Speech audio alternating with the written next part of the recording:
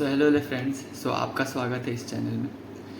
आज हम फ्यूचर्स के प्राइसिंग के बारे में बात करेंगे। फ्यूचर्स के प्राइसिंग क्या होते हैं कि कोई भी एक अंडरलाइंग एसेट है, उसके मल्टीपल फ्यूचर्स कॉन्ट्रैक्ट होते हैं, फर्स्ट मंथ का, सेकंड मंथ का और थर्ड मंथ का। तो क्या होती है कि अब उतने मल्टीपल जो फ्यूचर्स के कॉन्ट्रैक्ट होते हैं तो उसमें उसके प्राइसिंग भी अलग अलग होंगे।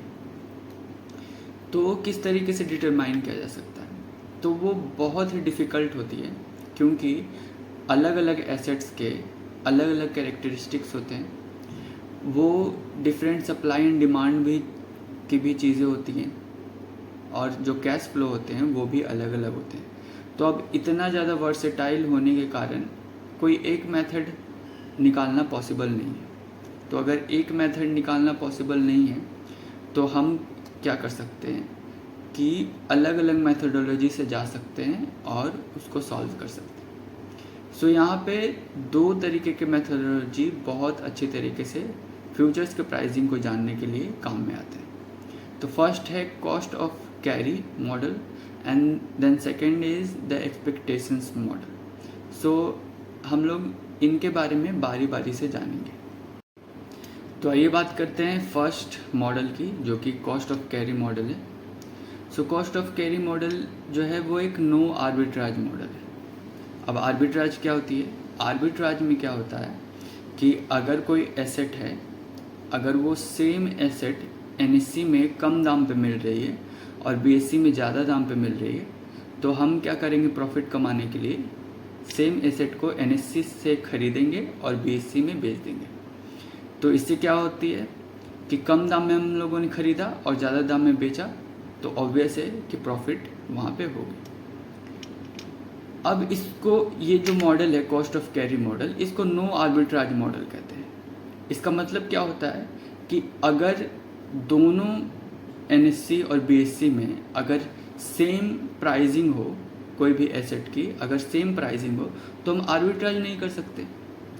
तो अब बात आती है कि हम उन दोनों प्राइसेस को सेम कैसे कर सकते हैं। तो वो भी क्या होती है, ज़्यादा आर्बिट्राज करने पर। यानी कि जब भी मार्केट में इम्बैलेंस उठती है प्राइसिंग के मामले पे, तो कोई भी अगर एसेट है वो एनएससी में अगर 110 रुपया में मिल रहा है और बीएससी में अगर 111 रुपया में मिल रहा है, तो जो भी आर्बिट्राजर्स रहेंगे, जो भी ट्रेडिंग करते हैं, वो क्या करेंगे, सीधे एनएससी से खरीदेंगे और बीएससी में बेच देंगे। अब इससे क्या होती है कि जो प्राइसिंग का लेवल है वो सेम हो जाता है। यानी कि प्राइसिंग 110 से थोड़ी सी ऊपर चली जाएगी और बीएससी में भी सेम वही प्राइसिंग आएगी। तो अब जब दोनों के प्राइसिंग बराबर हो जाते हैं, तो अब उसमें कोई भी आर्बिट्राज नहीं किया जा सकता। तो इससे क्या हो सकती है कि इसमें प्राइसिंग दोनों के बराबर है और आर्बिट्राज नहीं होती, इसीलिए कॉस्ट ऑफ कैरी को नो आर्बिट्राज मॉडल भी बोल सकते हैं। तो आइए चलते हैं, ये जो मॉडल है इसको थोड़ा डीप डाउन देखते हैं। क्या होता है कि जब भी कॉस्ट ऑफ कैरी की बात करते हैं तो नो आर्बिट्राज की सिनेरियो आती है। अब उसको थोड़ा सा देखते हैं कि मान लेते हैं कि एक अंडरलाइंग एसेट है, कोई भी एसेट, चाहे वो स्टॉक भी हुआ, तो अगर उसका कॉस्ट ऑफ कैरी, उसके जो प्राइजेस हैं, जो अभी के जो प्राइजेस हैं और उसका जो कॉस्ट ऑफ कैरी है, अगर दोनों को जोड़ देते हैं, तो अगर उसके फ्यूचर्स के कॉन्ट्रैक्ट के प्राइस के अगर वो बराबर आता है, तब तो एकदम सही है।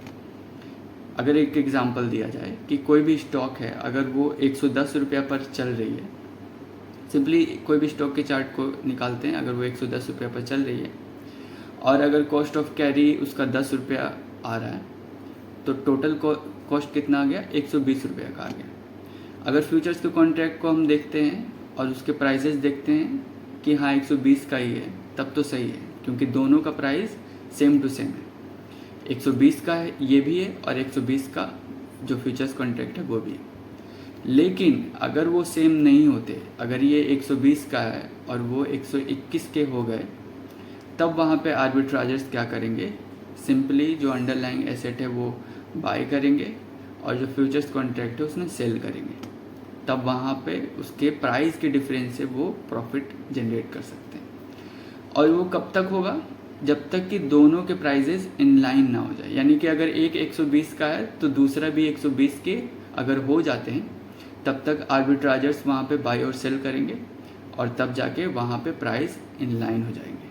तो इससे क्या होता है कि जो फ्यूचर्स के जो प्राइसिंग है वो डिटरमाइन हो जाएंगे कि वो 120 का है तो दूसरे जो फ्यूचर्स के प्राइजेस हैं वो भी 120 के ही होंगे।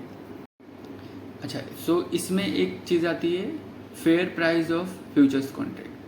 Fair price of futures contract क्या हो सकते हैं कि जो भी अंडरलाइंग एसेट का प्राइस है उसको अगर कॉस्ट ऑफ कैरी से जोड़ दिया जाए तो आज का जो फ्यूचर्स के कॉन्ट्रैक्ट है वो उसका प्राइस होगा।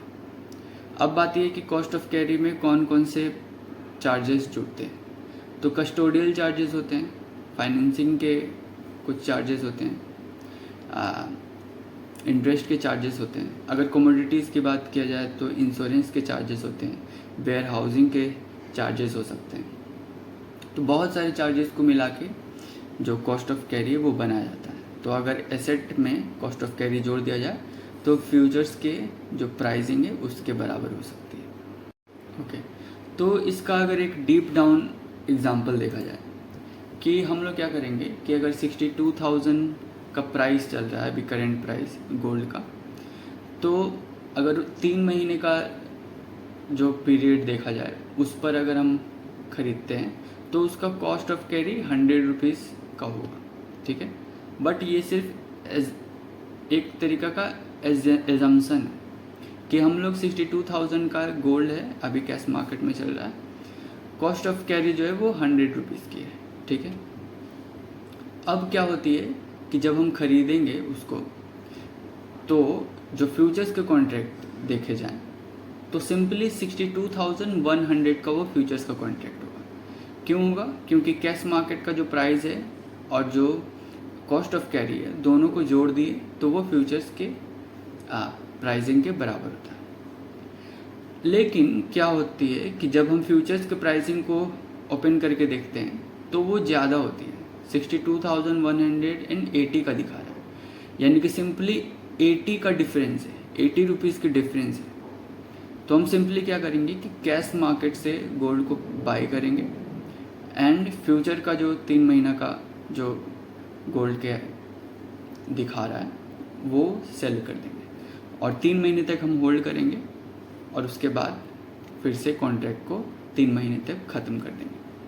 तो सिंपली क्या आता है कि अगर कम से कम भी आया तो जो 80 रुपीज़ का गैप था वो कम से कम भी आया तो 50 रुपीज़ का करेंट प्रॉफिट वहाँ पे दिखाएगा। तो इस तरीके से आर्बिट्राजर्स काम करते हैं कि कम दाम जहाँ पे है कैश मार्केट में वहाँ से ख़रीदेंगे और ज़्यादा दाम जो है वहाँ पे बेच देंगे और सिंपली प्रॉफिट बनाएंगे। और ये चीज़ें कब तक ट्रिगर करती रहेंगी? ये चीज़ें तब तक ट्रिगर करती रहेंगी जब तक कैश मार्केट का प्राइस और जो कॉस्ट ऑफ कैरी है दोनों को मिला के और जो फ्यूचर्स के जो कॉन्ट्रैक्ट्स है दोनों का जो प्राइस है वो चलते रहेगा तब तक जब तक सेम ना हो जाए। और जब सेम हो जाएंगे तो आर्बिट्राजर्स सेल और बाई नहीं कर पाएंगे। अब यही चीज़ें अपोजिट भी हो सकती है कि फेयर प्राइसेस जो फ्यूचर्स के हैं वो कम हो गए और कैश मार्केट का प्राइस बढ़ गया। तो बेसिकली क्या हो रहा है कि जैसे ही मार्केट में डिफरेंस आई तो ये मॉडल काम करेगा आर्बिट्राजर्स का, और ये तब तक काम करेगा जब तक कि प्राइसिंग सेम टू सेम ना हो जाए। तो इस मॉडल में यही बेनिफिट है कि बस आर्बिट्राजर्स यहाँ पे काम करेंगे और उन लोगों को छोड़ देना होता है कि यहाँ पे आप बाई और सेल कीजिए और वो तब तक चलती रहेगी जब तक प्राइसिंग सेम ना हो जाए। तो इससे फ्यूचर्स के प्राइसिंग आसानी से डिटरमाइन हो सकते हैं। सो इस वीडियो में मैंने कॉस्ट ऑफ कैरी का जो मॉडल है वो काफ़ी अच्छी तरीके से समझाया और नेक्स्ट वीडियो में मैं एक्सपेक्टेशंस के बारे में बात करूँगा। तो बहुत ही डीप डाउन जाके मैं बात करने वाला हूँ और आप लोग, आशा है कि आप लोग बहुत अच्छे तरीके से समझ पाएंगे। सो अगर आपको बहुत सारी चीज़ें जाननी है फाइनेंस के रिगार्डिंग तो आप कमेंट सेक्शन में बता सकते हैं और मैं उनके रिगार्डिंग वीडियोस बनाता रहूँगा। So keep investing.